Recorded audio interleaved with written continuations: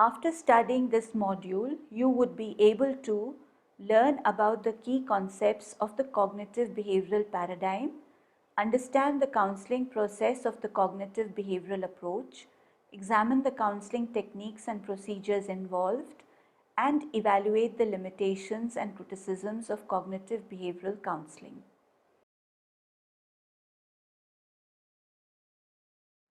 Cognitive behavior therapy or CBT, which combines principles associated with information processing and learning theories, is relatively a young and rapidly developing area of psychotherapy. This emphasis on cognitive processes represents a shift from stimulus response and drive models to the dynamics of systems and subsystems of thought. Though cognitive behavioral interventions for individual problem differs in their form and application, all of them apply the same underlying principle. CBT may accurately be curative, that is, there is evidence that CBT can reduce risks so that clients need not to stay in treatment forever or that problem can actually be prevented. The counselor does not force ideas upon the clients but rather attempts to provide him or her with graded tasks or homework assignments in order to instill new ways of thinking and thereby through instructions and modeling attempts to alter negative thought patterns with more adaptive ones.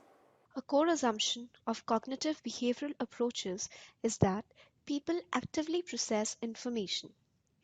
Aaron Beck introduced three important concepts in his original cognitive model of depression to explain the psychological characteristics of this disorder, which in turn have provided a large amount of information about other disorders as well. First, Beck introduced the concept of cognitive triad. The second core component is the schema. Once activated, schemas can have effects reaching far beyond the immediate situation. Finally, he introduced the concept of faulty information processing. The main goal of cognitive behavior counseling is to address these errors and help client overcome them. Thoughts can often be changed directly, in which case clients are instructed to be attentive to subsequent changes in their mood, physiology, and behavior. Important targets of CBT includes beliefs and expectancies about oneself and one's future, about others and about the world. As the client becomes aware of these underlying processes, it becomes easier to help them to evaluate their own negative automatic thoughts and to restructure them to more rational and adaptive ones. At the same time, being cognizant of how changing thinking patterns can influence feelings as well as patterns of behavior. Ingram, Kendall, and Shen presented following core characteristics of the approach which distinguished it from other approaches. First, while other mechanisms might be operating, cognitive mechanisms form the basis of conceptualization of the onset and course of a problem. They are considered to be an important causal and maintaining mechanism. Second, as these cognitive variables can be causal and maintaining agents, therefore, majorly intervention strategies focus upon cognitive targets.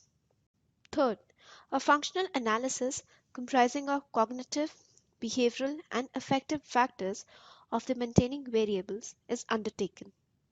Fourth, both the techniques are used interchangeably, that is, behavioral strategies are used to target cognitive objectives, and cognitive strategies are used to produce a positive behavior change.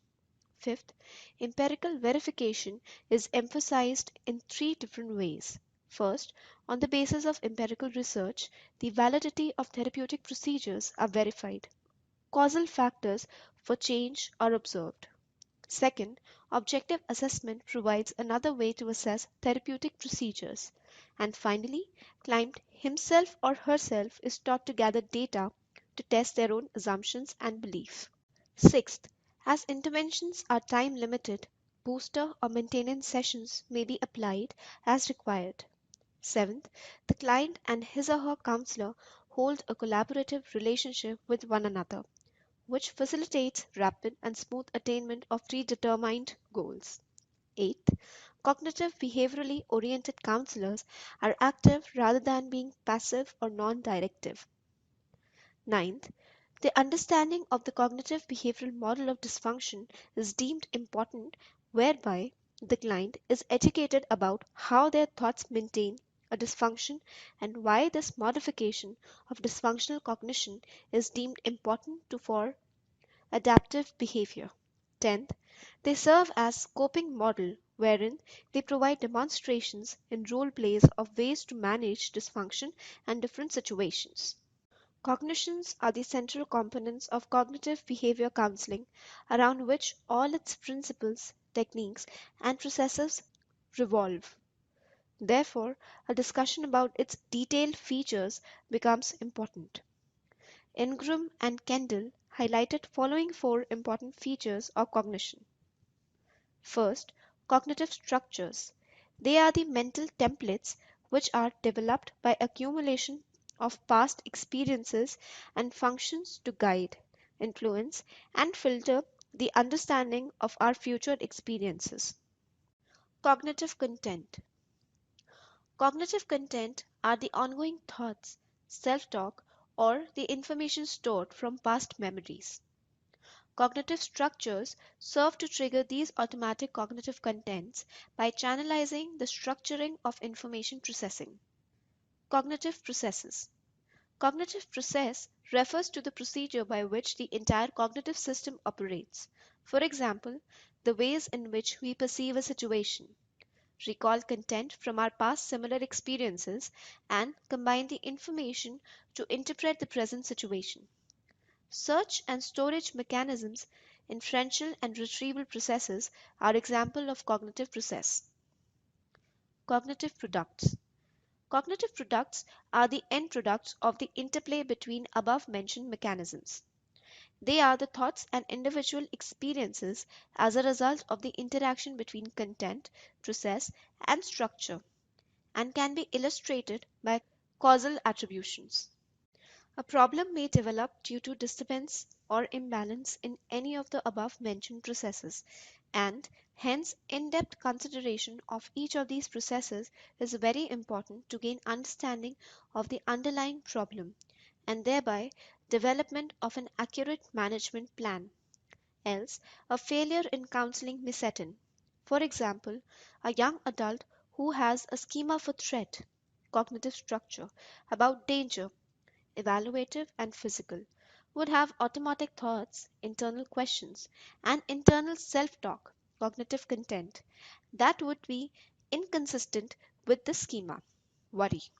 The final cognitive product this individual will have will be determined by his cognitive structure, content, and process, and therefore, as a result of which he or she might pay selective attention to negative cues from the environment and exhibit cognitive dysfunctions.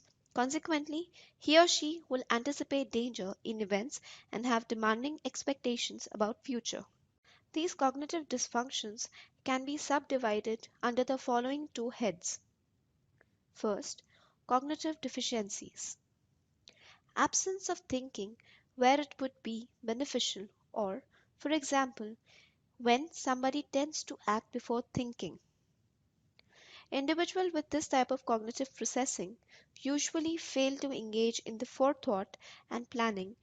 As a result, they might end up exhibiting a behavior which might be inappropriate to the context of situation, as not well thought of. Cognitive distortions. Conversely, people who have distorted cognitions are not deficient in information processing but are carrying it out in a dysfunctional or crooked manner. Hence, the process and the logic applied to that thought is dysfunctional, giving birth to future maladaptive behavior patterns. Cognitive behavior counseling aims to elicit, evaluate, and modify negative automatic thoughts, cognitive distortions, and maladaptive schematas using a range of cognitive, emotive, and behavioral techniques mentioned as follows. First, inculcating skills to recognize, evaluate, and change relevant cognitive processes in order to minimize distress experienced by the individual. Second, to help client understand the themes in maladaptive cognition in order to modify sets of attitudes and beliefs that are the basis of the client's susceptibility. The approach to a problem involves the following steps. First, eliciting automatic thoughts. Second, testing their accuracy and viability. Third, developing realistic alternatives. Fourth, identification of maladaptive schematas. And fifth, challenging maladaptive schematas. Cognitive phenomena that determine a pathology can be categorized under three broad headings. First, automatic thoughts. Second, schemata. And third, cognitive distortions. Automatic thoughts are the surface level of cognition that often maintain abnormal mood states and are transitory verbal and pictorial experience. They are called automatic in nature as they emerge spontaneously and are often difficult to resist. Despite being ubiquitous in nature, many people are still unaware of them and need to develop skills to identify them accurately. Only then it is meaningful to progress with counseling. Cognitive distortions refers to misinterpretation of reality that reinforces negative conclusions. Some types of cognitive distortions can be described as follows. First, overgeneralization, where a single event is interpreted as an example to a wide range of situations. Second, dichotomous thinking, in which only one extreme viewpoints are considered. Third, selective abstractions, attending to a only biased negative aspect of the situation. Fourth, personalizing, assuming oneself to be the cause of any problem experienced by self or others. Fifth, catastrophizing, giving greater weight to the worst possible outcome, however unlikely, or experiencing a situation as unbearable or impossible when it is just uncomfortable. And finally, minimization, emphasizing negative and downplaying positive comments. Schemata, information about oneself and one's environment is perceived, stored, and recalled through schemata. Psychopathological states result from schemata that facilitate interpretation of situations in terms of threat to self, such as loss, failure, rejection, and danger. CBT has clearly defined roles for both the counselor and the client, who are equally active in the counseling process. The counselor assumes the role of an educator as he teaches his or her client different cognitive models to understand the reasons and maintaining factors of clients' specific problems. He also teaches various cognitive and behavioral techniques designed to help in alleviating their problems. The client is considered to be the best judge about his or her personal experience. Both of them work together to achieve enlisted goals. The ultimate goal is to help client think about himself or herself and his or her situations, as this will be the deciding factor whereby a counselor would evaluate how well the client has been able to understand the processes underlying counseling and effectively is able to generalize them to other situations outside the counseling session. Three traditions: experimental psychology, behavioral techniques, and psychodynamic approaches have majorly influenced the development of cognitive behavior counseling. Cognitive behavioral theories resulted from a gradual evolution of reactions to the psychoanalytical theories that dominated psychology in 1960s. Psychoanalytic paradigm majorly emphasized upon the interplay between unconscious intrapsychic processes and early childhood experiences as responsible for development of a pathology. Owing to the underlying lengthy processes, subjectiveness and time involvement, and an ongoing controversy about its relative effectiveness, psychoanalytical constructs were never conducive to empirical investigation or validation. Hence, a growing dissatisfaction with these factors led to a rise in interventions based on behavioral theories. Behavioral theories in 1960s and early 1970s were based on the principles of learning. Seminal work of the Russian physiologist Ivan Pavlov on the principles of classical conditioning was one of the earliest influences on behavioral models. John Watson and his colleagues demonstrated that specific fears could be both conditioned and deconditioned in human beings via the principles of classical conditioning. Using these findings, Joseph Volpe developed an intervention strategy for human anxiety referred to as somatic desensitization, wherein deep muscular relaxation is paired with the images of an anxiety-provoking situations. B.F. Skinner explored another learning principle called operant conditioning. Theories based on operant conditioning rest on the notion that many behaviors are performed spontaneously and are controlled primarily by their consequences. Thus, the removal of a reinforcing consequence should decrease the frequency of an unwanted behavior, and conversely, applying a reinforcing consequence should increase the frequency of a desired behavior. Behavioral techniques were compatible with experimental methodologies, was time efficient, and here yielded success in reducing anxiety and overcoming maladaptive avoidance behaviors. Albert Ellis has been credited for his pioneering work in formulating the first coherent system of cognitive behavioral counseling called rational emotive behavioral counseling. It involves direct cognitive debate, logical persuasion, and behavioral homework assignments to challenge irrational beliefs and negative thinking. One of the highly influential figures in the history of cognitive therapy was Aaron Beck. He placed a great deal of emphasis on the cognitive aspects of psychopathology, at the same time emphasizing upon the integration of established behavioral techniques as well. An integral part of CBT, besides understanding the cognition, is to conduct an accurate, valid, and reliable assessment of the client in the view of his or her presenting problems. Cognitive behavior assessment has two important foci. Assessment procedures are considered to be the hypothesis testing endeavors, in which the counselor formulates certain hypotheses about the client and his or her behavior in the given set of situations, tests them, and thereby either accept or reject them. Acceptance and rejection of such hypotheses provides important information which helps the counselor to devise an effective management plan. Hypotheses formulated usually centers around the current behavior, thought pattern, his or her affective, social, and environmental conditions, etc., which are expected to be precipitating or maintaining the current situation. Cognitive behavioral assessment does not focus attention upon uncovering underlying personality characteristics or traits that are assumed to be causal factors in current distress, unlike other traditional assessment methods. Also, cognitive behavioral assessment strives to take sampling as opposed to a symbolic approach to choosing and interpreting the results of testing as opposed to more traditional assessment procedures, which view the testing results as an indirect manifestation of underlying personality traits which are thought to be causing the problem.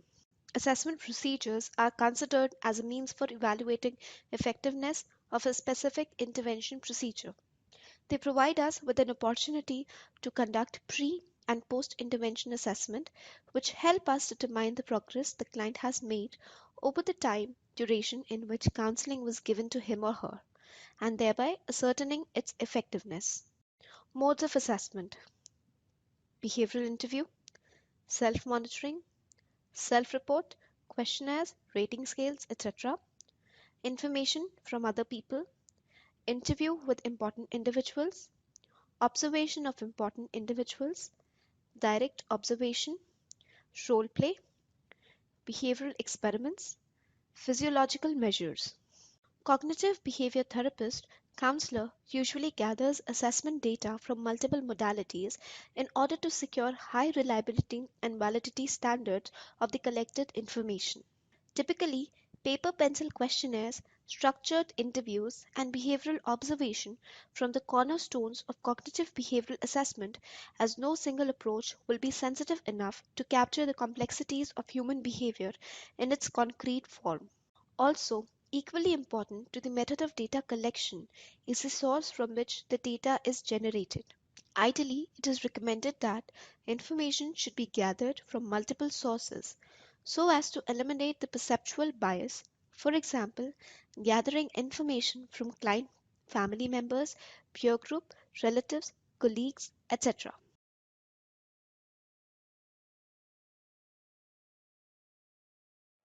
Now let us summarize this module.